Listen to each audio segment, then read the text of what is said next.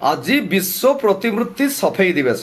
ନସି cultural ଏକାଡେମୀର ମୁଖ୍ୟ ଉପଦେଷ୍ଟା ଶିଳ୍ପୀ କେଶୁ ଦାସଙ୍କ ଆହ୍ୱାନ କ୍ରମେ ବାଲେଶ୍ୱରର ଅଗ୍ରୀମ ସାହିତ୍ୟ ସଂସ୍କୃତି ଅନୁଷ୍ଠାନ ଚନ୍ଦ୍ରଭାଗା ନାଚ ଇତ୍ୟାଦି ଅନୁଷ୍ଠାନର କର୍ମକର୍ତ୍ତା ଯୋଗ ଦେଇ ପ୍ରତିମୂର୍ତ୍ତିକୁ ସଫା କରି ଶୃଙ୍ଖଳି ନେଇଥିଲେ। ପବିତ୍ର ସକାଳ ଆଜି ସାମ୍ପ୍ରତିକ କାଳରେ ପ୍ରତି ସହରରେ ପ୍ରତିମୂର୍ତ୍ତି ସ୍ଥାପନ କରାଯାଇ ମହାମନୀଷୀକୁ ସମ୍ମାନ ଦେବା ସହ ସୌନ୍ଦର୍ଯ୍ୟୀକରଣ କରାଯାଉଛି।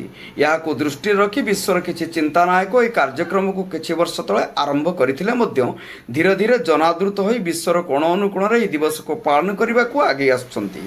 ଆଜି ଦିନରେ ଆମ ସହରର ବାଲେଶ୍ୱରରେ ସ୍ପର୍ଦ୍ଧିତ କଥା ସମ୍ରାଟ ବ୍ୟାସକବି ଫକୀରମୋହନ, ଭାରତ ଗୌରବ ଭାରତ ରତ୍ନ ଏପିଜେ ଅବଦୁଲ କଲାମଙ୍କ ପ୍ରତିମୂର୍ତ୍ତିରେ ଖରାର ଲୋହର ପୁଷ୍ପାଭିଷେକ ଅବସରରେ ଯଉକଣ୍ଢେଇ ଶିଳ୍ପୀ କନକଲତା ଦାସ, କେଶୁ ଦାସ, ଚନ୍ଦ୍ରଭାଗା ସମ୍ପାଦକ କବି ଶ୍ରୀଦେବ, ନାଚ ଅନୁଷ୍ଠାନ ସମ୍ପାଦକ ଅରୁଣାଂଶୁ ପାଣୁଗ୍ରାହୀ, କବି ସତ୍ୟ ସାହୁ, ଚନ୍ଦନ ରାଓ, ଜୀବନ ସଂଗ୍ରାମ ମହାନ୍ତି, ସମାଜସେବୀ ବିଶ୍ୱଜିତ ମହାପାତ୍ର, ରାଜେଶ ପାଢ଼ୀ ପ୍ରମୁଖ ଉପସ୍ଥିତ ରହି ଦୁଇ ମହାପୁରୁଷଙ୍କୁ ଶ୍ରଦ୍ଧାଞ୍ଜଳି ଅର୍ପଣ କରିଥିଲେ।